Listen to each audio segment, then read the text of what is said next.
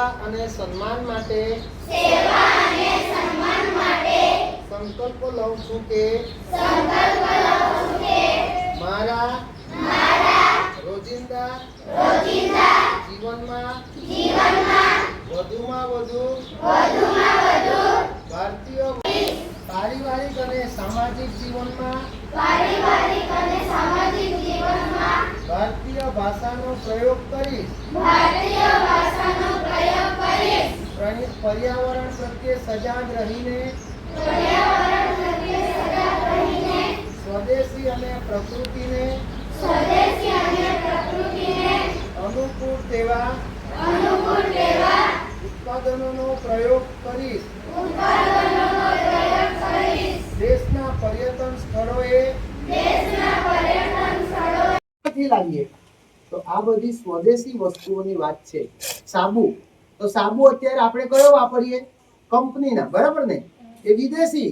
આપણા જે પૈસા છે, યુરિયા, આપણે એના બદલે રાસાયણિક દવા, એના બદલે આપણે દેશી ગાયનું ગૌમૂત્ર, દેશી ગાયનું છાણિયું ખાતર, એમાંથી કેવી રીતે ખાતર બને ટૂંક સમયમાં મારે શીખવવાનું છે.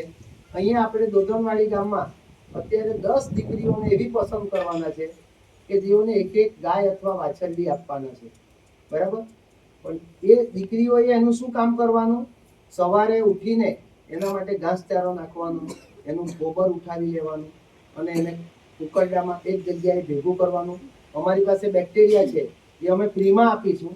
એનું ખાતર બનાવવાનું, એ ખાતર કમ્પોસ્ટ થાય, પછી તમે કોથળી ભરીને વેચી બી શકો અને પોતાના ખેતરમાં બી વાપરી શકો. અત્યારે આપણે કિચન ગાર્ડનમાં જે બધું વેંગણ ને, અત્યારે ગામમાં લુહાર હોય તો આપણે દાહલા ટીપાવા ક્યાં જવું જોઈએ? ગામમાં જવું જોઈએ કે બહાર જવું જોઈએ? આપણા ગામમાં કોઈ વાળ કાપતા હોય તો આપણે વાળ ક્યાં કપાવવા જોઈએ? તો ગામના કારીગરોને સહાયતા મળશે. ગામના દુકાનદારો પણ એવી વસ્તુઓ વેચે કે જે ગામમાં ઉત્પાદિત હોય, બરાબર?